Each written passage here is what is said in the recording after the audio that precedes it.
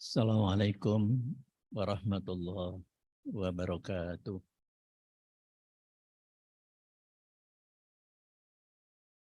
Alhamdulillahilladzi arsala rasulahu bil huda dinil haqq liyudhhirahu 'ala dini kullih wa kafa billahi syahida. Asyhadu an la ilaha illallah wahdahu la syarika lah wa asyhadu anna Muhammadan 'abduhu wa rasuluh. Allahumma shalli wa sallim wa barik ala nabiyyina Muhammad wa ala alihi wa sahbihi wa man tabi'ahu bi ihsanin ila yaumil qiyamah. Qala Allah ta'ala fil Qur'anil Karim, a'udzu billahi minasyaitonir rajim. Ya ayyuhalladzina amanu taqullaha haqqa tuqatih wa la tamutunna illa wa antum muslimun. Wa qala yauma ya'ti la takallamu nafsun illa bi'idnih faminhum syaqiyyun wa sa'id. Amma ba'd. Ibu-ibu, bapak-bapak, jamaah yang dimuliakan Allah. Alhamdulillah Allah memberikan taufiknya kepada kita semuanya pada pagi hari ini sehingga hati kita terasa nyaman dan kaki dan tenaga kita terasa enteng untuk hadir bersama-sama belajar taklim tentang dinul Islam yang sangat mulia dan suci ini. Kenapa saya katakan Allah memberikan taufik? Ngasih kemutan boten. Taufik niku napa?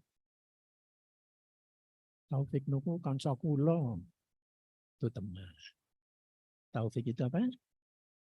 Taufik itu kekuatan yang diberikan Allah, dorongan yang diberikan Allah kepada seseorang untuk beramal saleh. Itu namanya taufik. Rasulullah SAW bersabda begini. Idza aradallahu bi 'abdin khairan ista'malahu. Kalau Allah menghendaki seseorang akan menjadi baik, seorang hamba akan menjadi baik dalam kehidupannya, maka Allah memberikan pekerjaan kepadanya. Kalau orang akan menjadi baik, diberi pekerjaan oleh Allah. Mudeng mboten? Mila sahabat nggih nyuwun prisa. Kaifas malu ya Rasulullah. Pripun anggenipun paring pendamelan Gusti Allah niku? Duh Rasul, bagaimana Allah akan memberikan pekerjaan pada orang tadi ya Rasulullah? Kemudian dijelaskan, yuwaffiqillahu li'amalin salihin qablal maut. Allah memberikan kekuatan pada hamba ini untuk beramal soleh sebelum matinya, sebelum meninggalnya. Maka ketika kita ini hatinya tergerak untuk berbuat baik, kemudian tenaga kita pun mampu untuk melaksanakan dan terjadilah amal soleh seperti sekarang ini, rawuh panjenengan dari yang jauh-jauh, yang dekat-dekat. Itu adalah kekuatan dari Allah. Alhamdulillah. Jangan lupa itu. Ngoten sing boten rawuh, boten diberi taufik. Bisa iya, bisa tidak. Oleh karena itu, Bapak Ibu, mari kita doakan yang pagi ini kebetulan tidak sempat rawuh, tidak sempat ikut taklim karena sakit. Monggo kita doakan bersama. Bismillahirrahmanirrahim. Allahumma Rabban nas adhibil ba'sa ishfi anta syafi la shifa'a illa shifa'uka shifa'an la yughadiru saqaman birahmatika ya arhamar rahim. Yang tidak bisa hadir karena bepergian keluar kota, kita doakan Mudah-mudahan beliau selamat tanpa halangan sehingga mundur lagi dalam keadaan yang sehat walafiat. Amin. Yang tidak bisa hadir karena repot sekali banyak pekerjaan yang harus diselesaikan hari ini, kita doakan juga mudah-mudahan beliau mendapatkan pertolongan Allah sehingga diomberkan dalam segala kehidupan. Yang tidak bisa rawuh karena ayat-ayatan pripun lindung ini. Ya mudah-mudahan besok tidak ayat-ayatan lagi. Itu saja. Dongake niku sing apik-apik mawon nggih. Nggih, aja dongake sing elek. Itu nanti ndak malaikat juga mengaminkan. Amin walaka. Misalnya kita mendoakan muga-muga dadi lara. Malaikat juga mengaminkan, amin dike ya kayak ngono kuwe gitu. Oleh karenanya Bapak Ibu, doa harus selalu yang baik. Nah, pagi hari ini saya diberi tugas untuk menyampaikan materi yang bertemakan menggapai kebahagiaan. Angel niku. Setiap orang pasti ingin bahagia. Gimana? Setiap orang. Meskipun tolok ukurnya, apa yang dicarinya, standarnya, itu berbeda-beda. Tergantung bagaimana paham hidupnya, agamanya, lingkungannya. Itu mempengaruhi. Oleh karena itu, Bapak Ibu, mari kita pelajari bersama-sama. Karena kita seorang Muslim, ya kita harus berlandaskan Al-Quran. Di dalam surah Hud ayat 105 yang tadi sudah saya bacakan, Allah mengingatkan kita. A'udzubillahi minasyaitonirrajim. Yauma ya'ti la takallamu nafsun illa bi'idnih. Faminhum syaqiyyun wa sa'id. Pada hari itu, maksudnya pada hari kiamat besok, tak ada seorang pun yang berbicara. Suasananya tintrim, sepi, nyenyet, kabeh wedi, kabeh ketakutan semua. Hari yang sangat dahsyat. Sampai digambarkan oleh Allah ketika bangkitnya manusia dari kuburnya itu seperti laron yang keluar dari tanah. Ngalor itu kemudian dihimpun oleh Allah di satu tempat yang disebut mahsyar. Dalam keadaan bleding, tidak berpakaian sama sekali, tidak berpakaian. Karena suasana ketakutan maka tidak mikir pakaian. Mila mboten nonton wong sing ketok ini ndak mboten nonton. Senajan do butuh kabeh. Mboten sing nonton sing aruh-aruh. Sebab semuanya dalam keadaan katut. Coba kita saja ketika di dunia ini kaget duwe katut. Saking kagetnya, saking takutnya, maka kita tidak ingat apa yang kita pakai. Besok seperti itu. Suasananya dahsyat sekali, ketakutan sekali. Terutama orang-orang yang tidak beriman kepada Allah SWT. Nah, pada saat itu tak ada orang yang berani berbicara. Dan tidak ada orang yang bisa berbicara kecuali yang diizinkan oleh Allah. Nah, ringkas sekali Allah dalam ayat ini.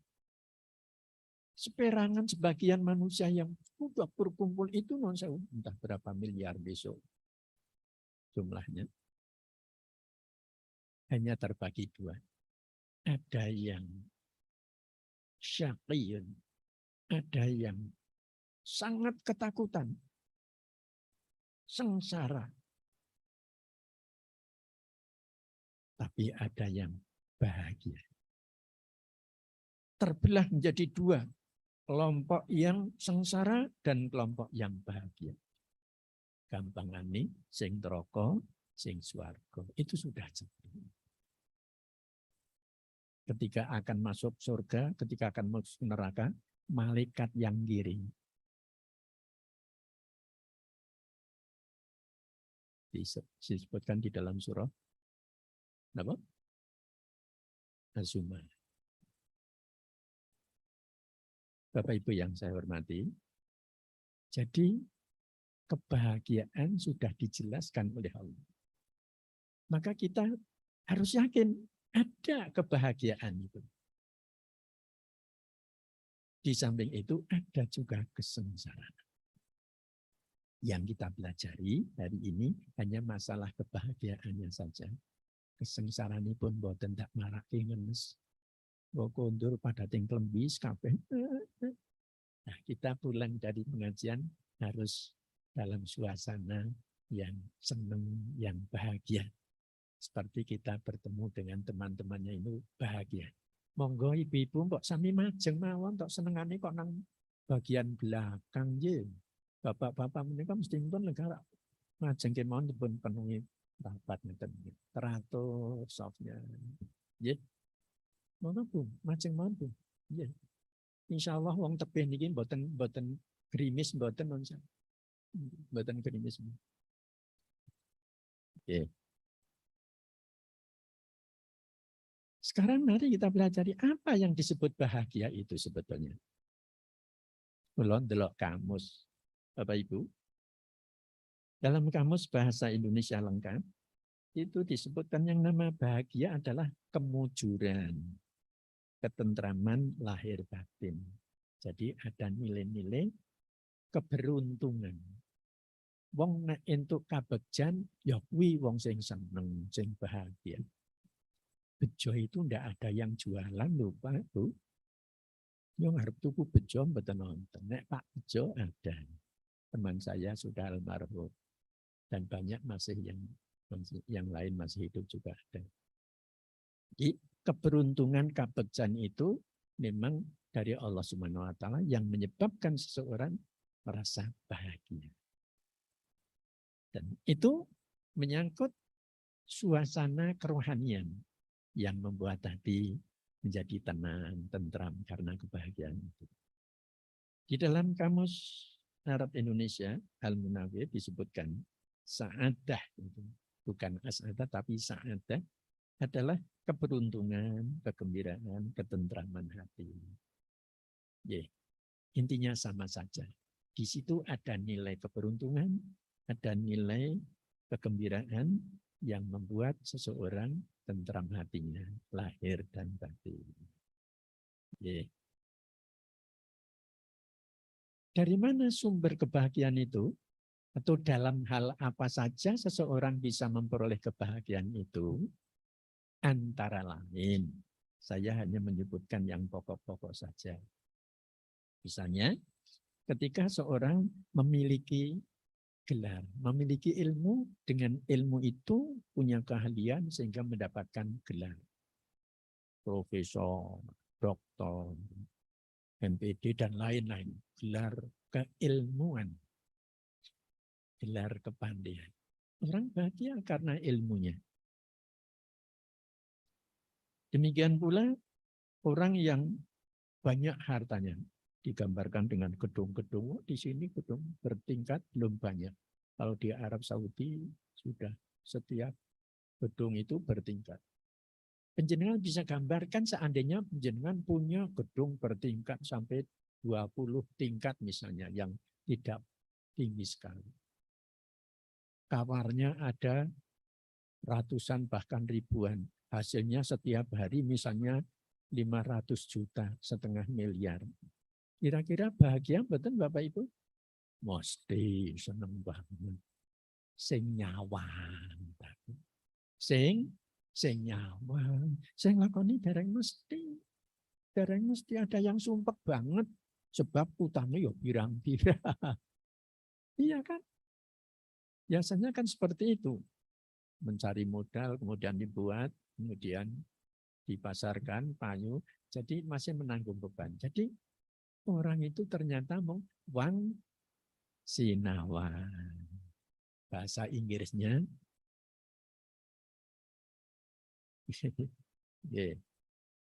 itu masalah harta. Orang bisa juga bahagia karena jabatan misalnya. Dilantik menjadi bupati seneng, pemenang gubernur, pemenang presiden, wow, seneng banget. Sebab dengan jabatan itu akan memperoleh kehormatan. Yang sebatas itu berpikirnya senengnya pol-polan, syukuran malahan. Tapi orang yang paham betul tentang jabatan, dia bisa menangis karena itu. Bapak Ibu, ketika Harun al-Rasyid dilantik menjadi khalifah, beliau malah menangis. Kenapa engkau menangis, wahai Tuhan, Amirul Mukminin? Saya teringat betapa beratnya jabatan ini karena besok akan digugat, akan dinilai oleh Allah sedetail-detailnya. Kalau saya sampai mendolimi satu orang saja yang di bawah wilayah saya habis kelak untuk tombok dosa saya. Tuh, menangis. Jadi mestinya ketika dilantik itu inna lillahi wa inna ilaihi raji'un, seperti mestinya. Ini tidak umumnya kan, seneng malahan syukuran barang. Lebat itu ono sing kecandak KPK barang. Bupati Malang ini yang paling terakhir kita berita tahu gitu. Ya, Pemalang ya, Bupati Pemalang. Padahal disumpah di atasnya Quran. Nah, Quran itu akan melaksanakan tugas dengan seluruhnya sebaik-baiknya dengan penuh tanggung jawab.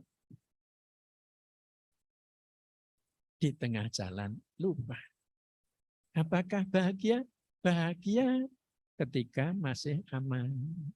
Jadi sengsara ketika dia salah dalam melaksanakan. Ada lagi? Saya berikan contoh, popularitas populer, keterkenalan, bintang-bintang film, dilulu di mana-mana datang dirubung, potret, orang ingin potret dengan orang yang diidolakan, jepret, fotonya karo. Termasuk bintang film yang saya angkat bukan bintang film sembarangan, Muhammad Salah, ning ora tahu. Ya ana lupute ning ora koken lupute. Namanya janjane mungkin yang betul Muhammad Saleh nggih. Tapi memang dia Muhammad Salah namanya. Ahli sepak bola, pesepak bola yang terkenal, dia di Eropa ini hari ini menjadi bintang idaman para penggemar sepak bola. Kenapa? Karena menjauh produktifnya dia mencetak gol. Dan dia Muslim yang sangat peduli kepada lingkungannya. Gemar berbagi. Kalau menerima hadiah, itu mesti sebagian diantaranya untuk berbagi kepada fakir miskin. Dia sangat mencintai keluarganya, istrinya, anak-anaknya. Sehingga diidolakan. Justru dakwah seperti inilah yang biasanya malah berhasil. Ternyata orang Barat melihat keislaman bukan dari belajar, namun dari perilaku. Bagaimana Muhammad Salah berperilaku setiap harinya terhadap keluarga, terhadap lingkungannya, sehingga dalam ketenarannya dia justru menjadi pilihan orang untuk ditiru. Nah, dakwah itu tidak harus seperti sekarang ini. Dengan bal saja bisa kok. Asal jangan ditendang orang. Itu contoh. Mudah-mudahan Muhammad Salah menjadi sosok yang langgeng bahagianya sampai di akhirat kelak. Amin. Agama juga memberikan kebahagiaan, justru malah sumber kebahagiaan itu adalah agama. Kalau tadi sumbernya ada gelar, ada jabatan, itu semuanya adalah yang bersifat bersifat temporer. Seperti tadi saya katakan, ilmu bersifat temporer. Bisa langgeng, bisa tidak. Tergantung bagaimana nanti situasinya. Saya pernah menyampaikan, real saya mendapatkan WA, dan yang nulis itu adalah yang lakoni. Beliau Profesor Dr. Sudarsono, MPD, MA, PhD, Oglari, oke bang. Dan beliau sosok yang berhasil membuat anak-anaknya sukses semuanya. Di luar negeri semuanya, 3 orang. 2 laki-laki, 1 perempuan. Ada yang di Amerika, ada yang di Jerman, ada yang di Inggris. Sukses kabeh. Pendidikannya tinggi semuanya dan berhasil semuanya. Tapi akhirnya bagaimana? Ketika ibunya sakit, dia bel anak 3-nya ini, tidak ada yang sempat datang karena kesibukan masing-masing. Apa yang dirasakan oleh Profesor Sudarsono? Dia menangis. Semono tegele, ibu gerah wae ora teko. Menjelang kematian ibunya dibela. Tidak bisa datang lagi. Sampai meninggal di kuburan, beliau menangis terseduh. Akhirnya dia mengambil keputusan. Semua asetnya dijual semuanya. Rumahnya pun dijual.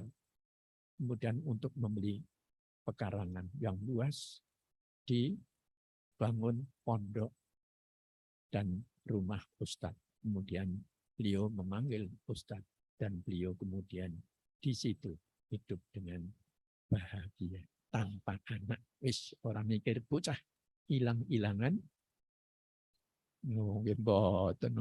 Hilang-hilangan nduk siji gampang nduk maning. Nah, itu contoh ketika kita mengandalkan sesuatu ternyata tidak bisa langgeng. Apakah bisa langgeng? Nah, nanti ada caranya. Jadi kebahagiaan itu memang bisa dicapai melalui sumber-sumber ini, bisa hanya bersifat temporer, namun ternyata bisa abadi. Nanti kita pelajari bersama-sama. Jadi sekali lagi bahwa ilmu, kekayaan, kemudian popularitas, jabatan itu belum tentu bisa memberikan kebahagiaan yang sebenar-benarnya. Sedangkan agama, insya Allah ada jaminan pasti.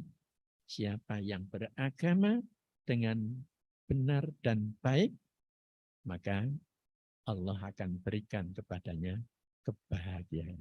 Tulisannya surah Hud ayat 108 tadi 105. A'udzubillahi minasyaitonirrajim. Wa ammal ladina su'idu fa fil jannati khalidina fiha ma damatis samawati wal ard illa ma syaa rabbuk mata'an ghairu majdzub. Dan adapun orang-orang yang berbahagia, maka tempatnya adalah di surga. Mereka kekal di dalamnya selama ada langit dan bumi. Jika Tuhan menghendaki.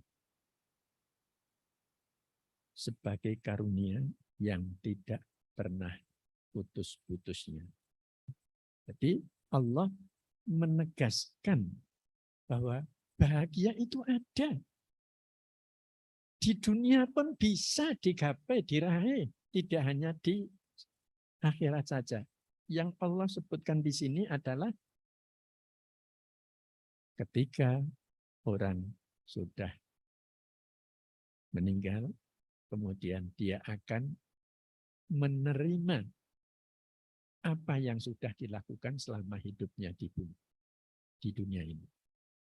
Dan proses itu non sewu, proses kematian ini sebagai gapura, pintu masuk kepada sa'idun au syaqiyun, kebahagiaan atau kesengsaraan.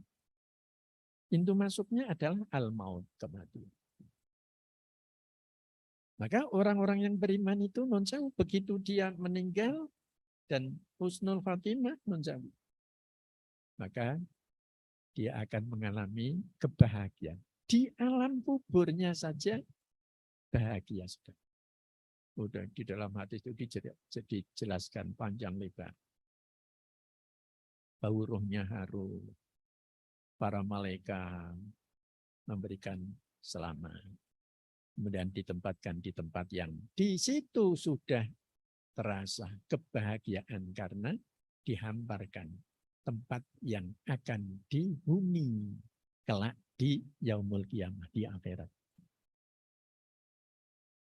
Jadi alam kubur barzah itu tempat persinggahan. Kemudian dibangkitkan pada hari kebangkitan internasional itu. Disitulah yang diceritakan tadi di ayat 105. Ada pengadilan Allah, ada yang dikirim ke surga, sehingga menempatkan kebahagiaan yang sempurna. Tidak pernah putus. Tidak pernah selesai kebahagiaan itu.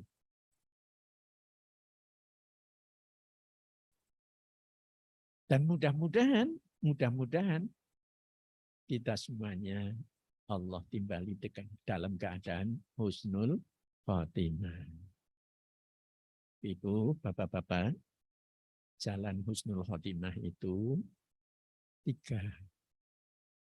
Tidak, saya di sini. Jalan husnul khotimah itu 3. Yang pertama, ketika kita tauhidullah, berpegang kepada kemurnian tauhid, billahi wahdah la syarikan. Maka jangan ada campuran atau intervensi kepercayaan selain Allah. Nanti rusak, nanti menjadi kemusyrikan. Di bulan Syuro ini, di bulan Muharram ini, ada 3 kemusyrikan yang dilakukan oleh masyarakat. Ingat nanti. Yang pertama, bulan Asyura, bulan Muharram ini dijadikan waktu yang dianggap membuat sial. Jadi, dianggap waktu yang mendatangkan kesialan. Oleh karena itu, orang-orang Jawa khususnya yang belum paham Islam, itu non-jauh. Tidak boleh mantu di bulan Syuro, nyepiti di bulan Syuro, ngadeki omah di bulan Syuro. Tidak boleh, karena tidak ono apa-apa. Tidak ada kesialan, bencana. Yang kedua, di bulan Syuro ini non-jauh. Tapi ada yang justru memanfaatkan bulan Syuro tanggal 1-nya terutama adalah untuk ngopeni keris, barang-barang yang dianggap bernilai magis, sehingga dimandikan tanggal 1 Syuro ini dengan kembang boreh, padahal dirinya sendiri tidak pernah mandi dengan kembang boreh. Kok lucu nih? Saya punya keris, Bu, Pak. Saya punya keris. Tidak pernah saya dusi, peninggalan dari Bapak almarhum. Yang ketiga, dianggap berkahnya. Di zaman jahiliyah sudah berlaku seperti ini. Ada sebuah pohon yang digunakan oleh orang-orang Arab jahiliyah untuk nyantel ke tombaknya, pedangnya ketika akan berangkat perang. Dianggap ketika tombak itu dicantelke di pohon yang namanya Syajaratul Amwat, pohon kematian. Jadi kalau senjatanya sudah dicantel di situ, nanti kalau perang, oke, sing dibabat banyak membawa kematian. Itu orang-orang Arab jahiliyah. Dan Rasulullah SAW pernah diminta untuk seperti itu oleh sebagian orang-orang Islam ketika itu. Nah, kamu akan kembali ke jahiliyah kalau kamu melakukan seperti itu. Sekarang pun masih ada orang-orang yang percaya dengan barang-barang yang membuat jadi berkah, jadi kekuatan, dan sebagainya. Baik, kembali kepada yang pokok. Oleh karenanya, Bapak Ibu yang saya hormati, tuntaskan saya, supaya kita mendapatkan husnul khatimah dan bahagia di dunia, di akhirat, menjauh tauhid. Yang kedua, sholat. Tentu sholat yang berkualitas tidak usah saya jelaskan. Yang ketiga adalah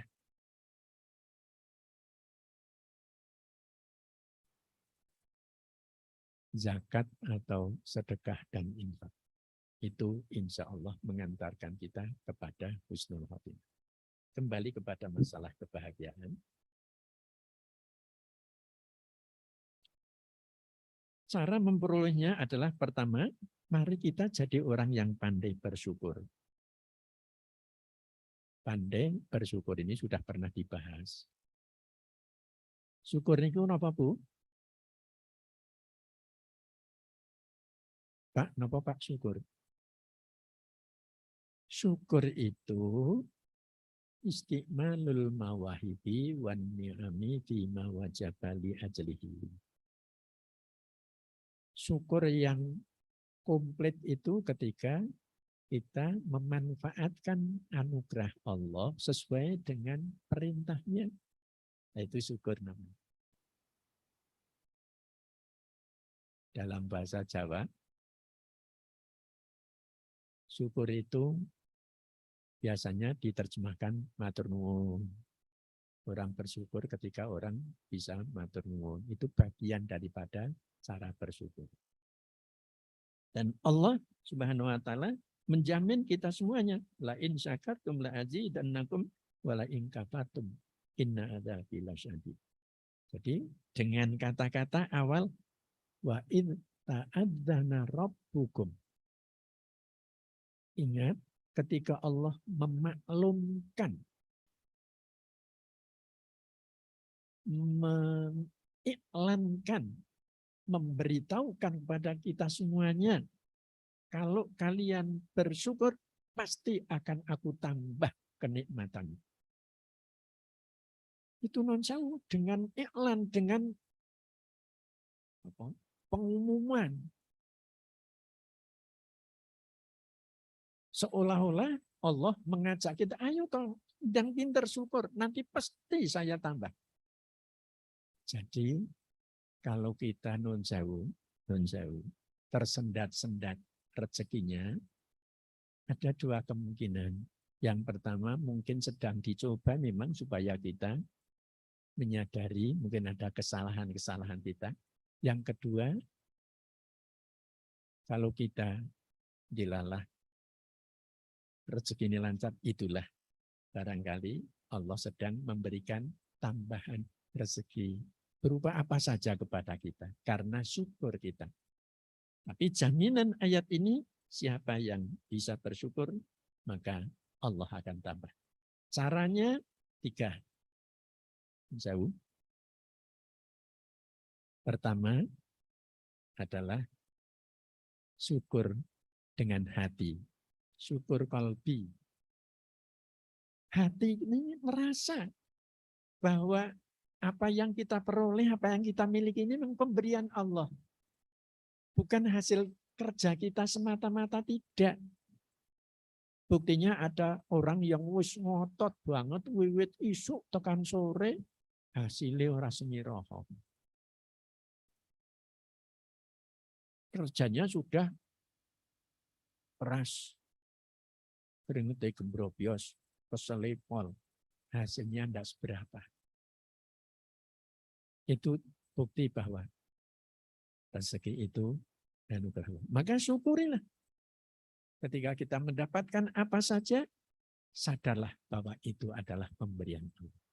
Itu syukur qalbi. Yang kedua, syukur lisan dengan alhamdulillah. Jangan lupa apapun yang kita nikmati, bacalah akhirnya dengan tahmid alhamdulillah, rampung unjuk alhamdulillah, rampung dahar alhamdulillah, rampung nyambut gawe alhamdulillah, bojone mati oh saya tuh bojone mati alhamdulillah.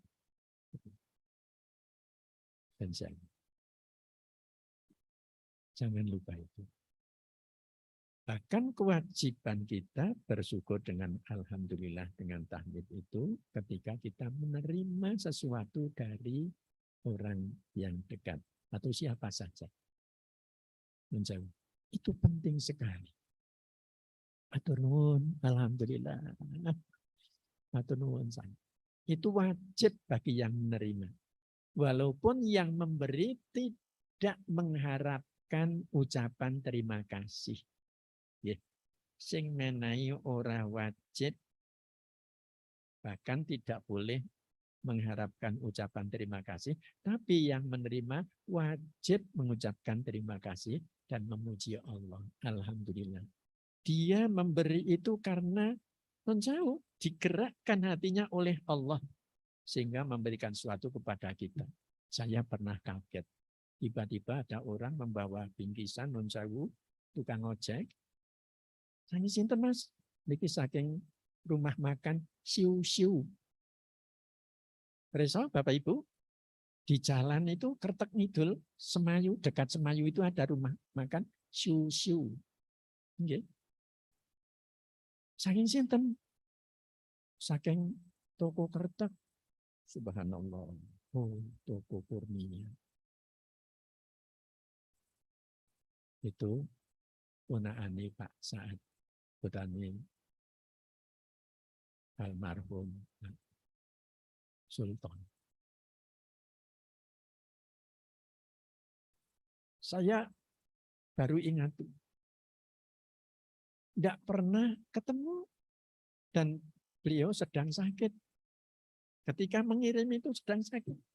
Gerah kalingan saya kemudian mengirim sekotak ayam goreng bakar. Subhanallah. Siapa yang menggerakkan? Tentu Allah. Maka saya sowan. Terima kasih ya Allah ya Rabbi. Itu contoh saja. Kemudian yang ketiga, tadi istiqmalul mawahibi wa niman fi wajabal yajli. Mari kita ekspresikan kesyukuran kita dalam bentuk perbuatan. Ya sehat, caranya bersyukur dengan sehat kita, ya untuk nilai-nilai amal soleh. Datang ke pengajian, sregep, jamaah sholat, terutama bagi bapak-bapak nun sewu. Apalagi yang masih muda-muda nun sewu. Ini menjadi penting sekali karena nun sewu. Anak-anak muda itu nun sewu ketika sehat nun sewu. Munggah gunung Sumbing, gunung Sindoro, sampai di atas nancep ke gendera, terus potret, terus diviralkan. Bangga karena bisa naik gunung yang tingginya 3 km lebih dari permukaan air laut. Bangga bisa naik gunung. Tapi dia tidak mampu naik ke masjid yang hanya 3 ambal-ambalan. Nang ngarep omah sisan. Ora tahu kuat munggah masjid. Meskipun munggah gunung ora gumun, kesehatannya muspro. Oleh karenanya, apapun yang Allah sampaikan kepada kita, mari kita gunakan. Kalau harta ya untuk berderma. Seperti tadi non sewu, menerima ilmu, ilmunya banyak, ditularkan pada orang lain. Untuk orang lain juga, berbagi kepada orang lain. Punya harta non sewu, sebagian hartanya berbagi untuk orang lain. Besok ditanyakan. Bahkan banyak sekali orang yang merasa rugi, masih kurang, ketika di dunia belum sempat memperbanyak sedekahnya. Rabbi laula akhartani ila ajalin qarib wa asaddaqa wa aku minas shalihin. Ya Allah, pulangkan saya ke dunia, hidupkan lagi, aku akan bersedekah nafkah yang banyak supaya saya termasuk kelompok orang-orang yang soleh. Oh, istilah biyen bakhil. Barang wis nang akhirat gak eling urung akeh oleh sedekah. Maka menjauh, monggo kita yang senang berbagi ketika kita punya rezeki dari Allah Subhanahu. Setiap pagi ada dua malaikat, yang satu mendoakan Allahumma a'ti munfiqan khalafa. Ya Allah, berilah ganti yang lebih banyak orang yang berinfak pada hari ini. Yang lain juga berdoa, dua malaikat. Yang lain berdoa juga, Allahumma a'ti mumsikan talafa. Ya Allah, berilah dia ketidakberkahan hartanya karena tidak infak di pagi hari ini. Jadi binasa hartanya itu ketidakadanya berkah di dalam harta itu yang membuat kaya tapi tidak merasa bahagia. Satu di antaranya adalah tidak berkah hartanya. Itu syukur dengan tenaga, syukur dengan ekspresi, dengan kegiatan. Demikian pula ketika tenar, maka gunakanlah ketenarannya untuk berbuat kebaikan dan seterusnya. Sehingga orang yang mendapatkan 4 hal tadi, ya ilmu misalnya, atau jabatan, atau harta, dan popularitas, dia bisa bahagia ketika dia memanfaatkan pemberian Allah sesuai dengan perintahnya melalui 4 yang dia miliki itu. Jadi dia di dunia sudah bahagia, nanti di akhirat dia akan mendapatkan kelipatan apa yang sudah dilakukan di dunia ini. Kebahagiaan yang sempurna. Kemudian yang berikutnya, supaya kita mendapatkan kebahagiaan, kita harus sabar. Jadi syukur dan sabar ini tidak bisa terpisahkan di dalam kehidupan kita. Syukur ketika kita menerima kenikmatan, sabar ketika kita mendapatkan penderitaan. Syukur, sabar itu, dan saya di sini ada kesalahan sedikit. Memahami diri, memahami dari segala sesuatu yang tidak disukai atau yang disukai karena Allah. Maksudnya, kadang-kadang kita diberi sesuatu yang tidak enak, kita harus sabar. Tapi kadang-kadang kita juga diberi yang membuat kita senang banget, enak banget. Itu kita juga harus bersabar. Diberi harta yang banyak, kita harus bersabar dalam membelanjakan. Dalam membelanjakan.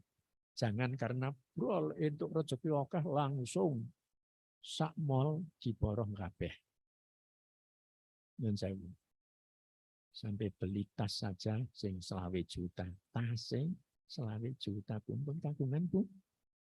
Ya kala-kala tuku sing 5 juta. Nanti kalau jalan kan berbeda. Tas 5 juta karo sing tas kresek niku mlakune beda lho Bu nun saya. Ya wong tas kresek niku nek nggo mlaku kresek. Baik. Itu cara kita bagaimana harus bersabar. Apalagi ketika kita menderita. Dan Yusuf Qaradawi memberikan pada kita sebelumnya Imam Ghazali itu berpendapat bahwa sabar itu ciri khas manusia. Manusia punya ciri khas harus bisa bersabar. Karena manusia diberi nafsu. Maka kita perlu sabar.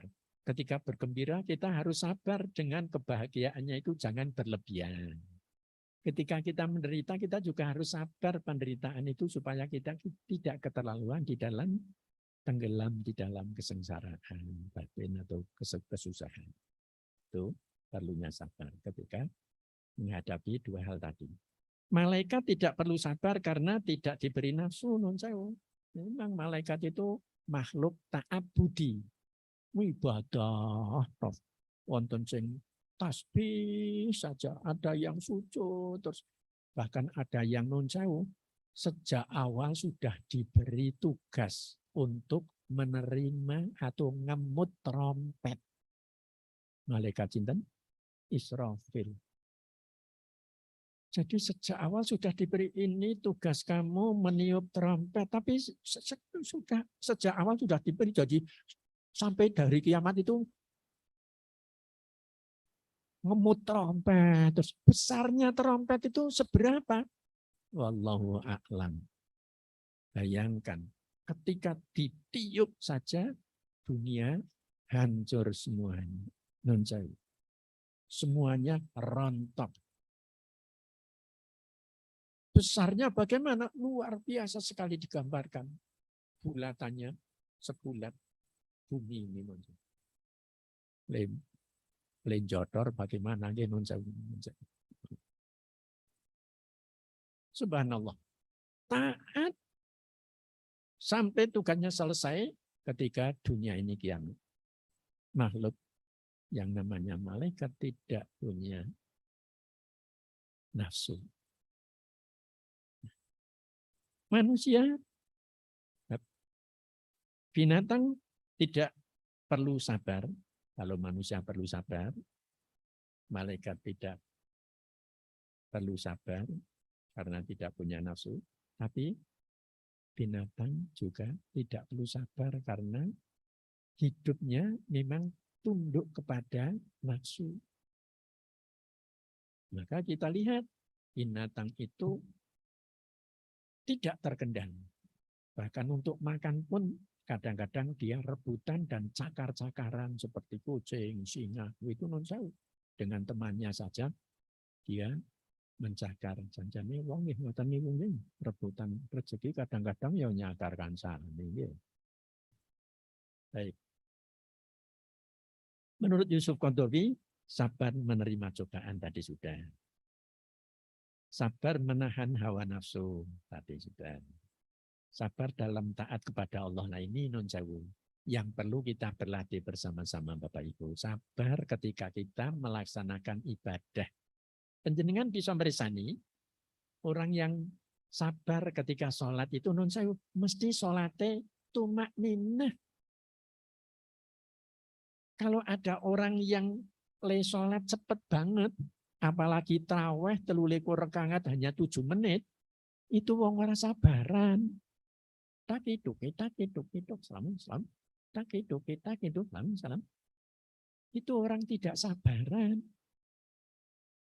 Maka monggo kita jadi ketika ibadah ini non sewu, kita berlatih sabar dengan tumak ninah. Bacaannya tartil non sewu. Bahkan nafas pun harus diatur. Kalau kita ingin khusyuk non sewu akan menambah kekhusyukan. Kita seperti kita membaca Al-Quran. Kita akan bismillah. Pokoknya semua bacaan itu kita nafas dulu. Ambil nafas kemudian baru bismillah. Nafas lagi alhamdulillah. Nafas lagi ar-Rahman. Kalau begitu caranya mesti tumak ninah. Nah kita ini kadang-kadang baca Al-Quran karo nyerot udara. Ya Rabbil Alamin. Ar-Rahmanir-Rahim. Badan lurus nih, tidak betul cara baca yang seperti itu. Monggo tanya kepada Qori yang tadi kalau tidak percaya. Bacaan Al-Quran itu adalah ambil nafas, baru kalimah-kalimahnya kita baca. Insya Allah, jadi kita sabar di dalam melakukan ibadah. Yang berat, sabar di dalam peperangan. Dan sabar di dalam pergaulan. Pergaulan rumah tangga, bapak karunya ini sing sabar. Karo putrane apa meneh. Nun sewu, ngelatih anak sholat saja harus sabar. Ini dawuh Gusti Allah.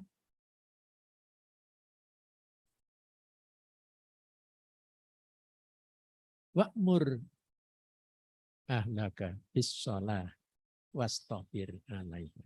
Perintahkan keluargamu sholat Dan kalian harus sabar banget ketika membimbing keluarga untuk sholat. Kita harus sabar. Dipolke sabari.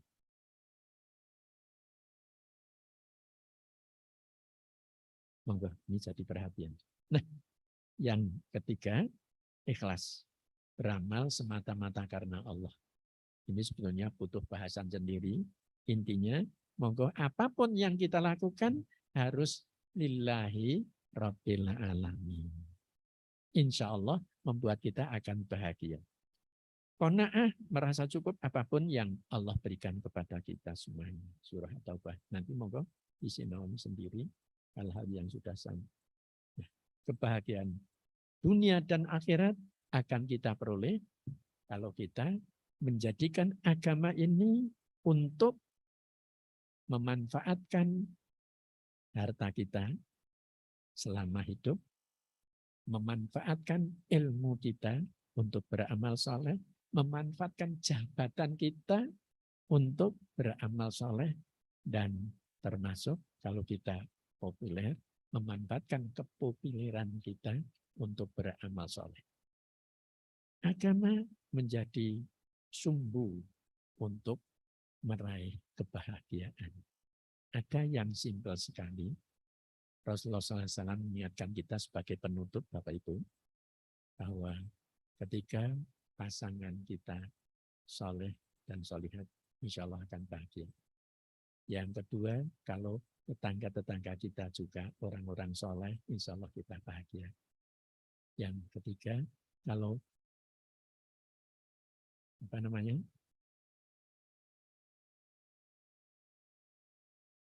penghasilan kita itu di negeri sendiri, daerah sendiri, juga akan bisa menimbulkan kebahagiaan. Bapak Ibu, itulah materi yang saya sampaikan dan akan saya laksanakan tugas dari Takmir tadi tentang bagaimana pembangunan Masjid Arkom yang Bapak Ibu semuanya sudah memulainya dengan infak dan jariyahnya. Bapak Ibu yang saya hormati, telah jadi keputusan dalam rapat pleno pimpinan daerah Muhammadiyah Wonosobo beserta takmir masjid bahwa yang pertama tidak lupa takmir mengucapkan jazakumullah khairan katsira. Puji syukur pada Allah atas infak penjenengan semuanya, insya Allah dan pasti akan menjadi amal jariah penjenengan semuanya. Insya Allah.